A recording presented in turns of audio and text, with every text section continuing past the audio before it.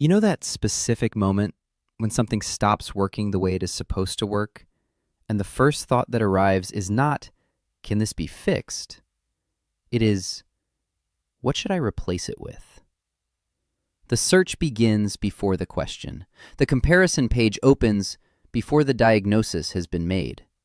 The new version is already being considered, before anyone has asked whether the old version has actually reached the end of what it is capable of doing. And the specific question, the one that arrives before the search in the mind of someone who always repairs first, is not about the replacement. It is, what is wrong with it? And is that something that can be fixed? Because a thing that fails is not necessarily a thing that is finished. And the difference between those two conclusions is frequently a decision rather than a fact. While somewhere else, someone is already at the checkout, replacing something that could have been repaired, for reasons that have more to do with the culture that surrounds the decision than with the actual condition of the thing being replaced. Here is what almost nobody asks at the moment something breaks. Can this be fixed? Not, is it worth fixing? That comes later. And sometimes the honest answer is no. Not, is a better version available? That is also a legitimate question, and sometimes the answer changes the decision. But the first question, the one that has to come before either of those, is simply whether the thing that has stopped working is capable of working again. The answer, more often than the culture of replacement would suggest, is yes. The washing machine that has stopped draining usually has a blocked filter, a component accessible with a towel, a container, and 20 minutes, without a technician, without a delivery window, and without spending more than an hour on a problem that had looked like a replacement from the first moment it appeared. The boot whose sole is separating can be resold by someone who knows how, for a fraction of what a new replacement would cost, and with a result that fits better than anything new. The phone whose battery dies by noon can have its battery replaced for 15 to 25% of the price of a new device, and will perform much like it did before the battery degraded. Nobody replaces things because they genuinely prefer to spend more money.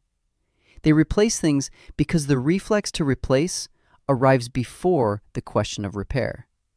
Because the culture that surrounds every product that fails is structured around the assumption that replacement is the natural response, that asking about repair is the exception rather than the default, and that the new version is simply waiting there to be found.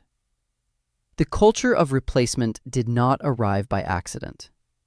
Vance Packard, writing in 1960 about what he called the deliberate manufacture of waste, documented how American industry had systematically built obsolescence into its products. Not because products could not last longer, but because products that lasted longer sold less frequently, and products that sold less frequently generated less revenue. The result was a consumer culture structured around replacement, not because things genuinely needed replacing at the rate they were being replaced, but because companies made more money when people replaced things sooner. Always repairing first is the refusal to accept that appearance as fact. And the culture Packard documented in 1960 has been reinforced by a more recent set of deliberate choices that make repair genuinely harder than it used to be. The right to repair movement, which produced legislation in multiple American states and across the European Union between 2021 and 2024, documented what manufacturers had spent decades building: products designed so that components could not be replaced individually, diagnostic software available only to authorized dealers, spare parts distributed exclusively through manufacturer networks, and warranty terms that expired if the product was repaired by anyone other than the manufacturer. The effect was that replacing became easier than repairing, not because repair stopped working, but because companies made it harder to do.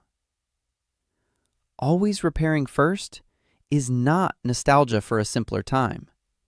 It is the recognition that the default toward replacement is not neutral.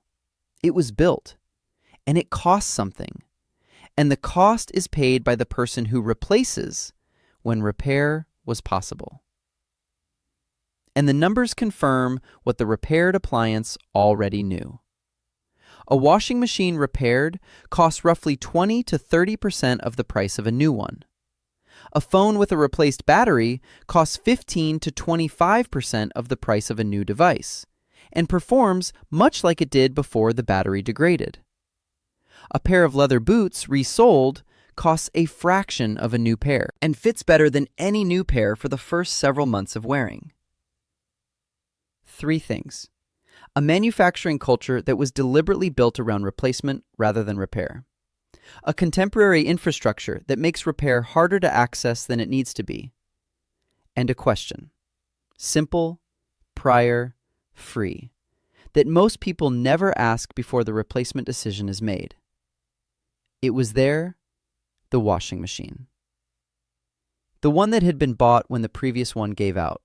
Researched, compared, delivered, installed, registered for warranty, and that stopped draining on a Tuesday morning with a load of laundry inside it. The first thought was what would replace it, not what had gone wrong with it, not whether what had gone wrong was something that could be corrected, just what comes next and how quickly can it arrive. Then someone looked up the symptom, not on a retail comparison site, just the symptom, in a search that was curious rather than transactional. Blocked pump filter, 20 minutes, a towel on the floor, a container for the water. The machine drained, the load finished, the replacement was never ordered. And it was there the realization, not dramatic, not a revelation, just an ordinary Tuesday afternoon in which a problem had been solved for the cost of 20 minutes and the willingness to ask a question that had not been the first one. Not pride in the repair, not satisfaction at the money not spent, just the clear recognition that the reflex to replace had been faster than the question that would have made replacement unnecessary, and that the question cost nothing to ask. It was there the second realization, the one that followed quietly after the first, that this was not exceptional, that a blocked filter was not a difficult repair, that the people who routinely repaired things before replacing them were not particularly skilled or patient or unusually resistant to convenience. They were simply asking a question first that most people were not asking, and the answer, when they asked it, was usually different from what the culture of replacement had trained everyone to expect. These are not people who never buy new things. Most of them replace regularly, when the repair cost genuinely exceeds the replacement cost by a meaningful margin, when the new version offers something the old one cannot, when the thing has simply reached the end of what it is capable of doing, regardless of what is attempted. What they do not do is replace before the question has been asked, before the diagnosis has been made, before the simple and free inquiry of whether repair is possible has had a chance to change what happens next. They are the person who, when something breaks, asks a question before opening any comparison page. What is wrong with it, and is it fixable? That is not someone who is attached to old things. That is someone who understands that a thing which has failed is not necessarily a thing which is finished, and that the question of whether it can be repaired costs nothing to ask, and frequently changes the answer about what needs to happen next. They feel the pull of the new version, the specific appeal of something that works from the first moment, that has no history of failing, that arrives without the memory of the problem it replaced. That pull is real, but they have learned to ask the question first, and to find, more often than expected, that the thing in front of them is not yet finished with what it was made to do. Now, finally, the objection. Some things are not worth repairing. New appliances are more energy efficient. Repair takes time that has real value. And sometimes the repair costs almost as much as the replacement, in which case replacing is simply the rational choice. This is not about never replacing anything. There are situations where replacement is genuinely the right decision. When the repair cost exceeds the replacement cost by a meaningful margin, when the new version is substantially more efficient in ways that matter, or when the time required for repair has a real and significant cost. Nothing here argues against replacing what genuinely cannot be saved, or what would cost more to save than to replace. This is about the reflex to replace before the question of repair has been asked, and the discovery, when the question is finally asked, that the answer is more often yes than the culture of replacement would suggest. And the repair costs as much as replacement argument carries less weight than it assumes in most everyday categories, where the repair costs a fraction, requires less time than a delivery window, and produces something that fits and functions better than the thing that would have replaced it. The people who always repair first are not refusing to replace things. They are simply asking the question that makes replacement a decision rather than a reflex. Here is what most people get backwards. The person who replaces without asking, who searches for the new version before diagnosing the old one, who treats every failure as a conclusion rather than a question, who goes along with the replacement culture without ever stopping to question it, is not making a practical decision.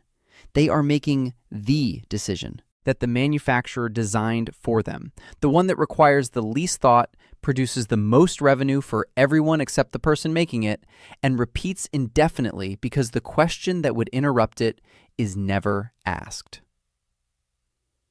The person who always repairs first is not being impractical or sentimental.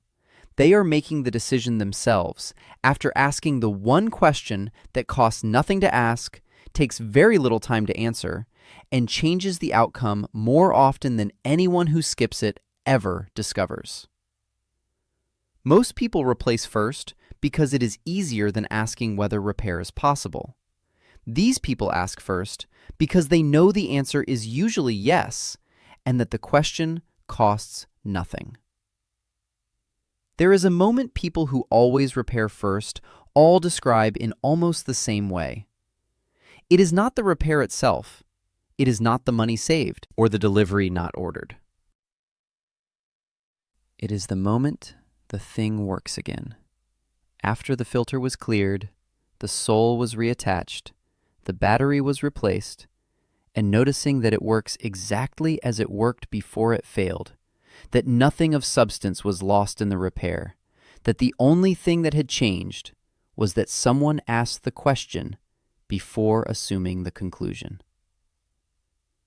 Not pride in the skill or the saving, not satisfaction at the frugality, just the ordinary moment of something working again, quietly doing what it was made to do, after the specific discovery that it was not yet finished doing it, and that the culture that suggested otherwise had a very clear interest in that suggestion being accepted without question. The repair was never the point. What always asking first said about the understanding that things fail before they are finished was. Do you always repair first, or does the replacement still arrive before the question? Drop it below. We read every single one.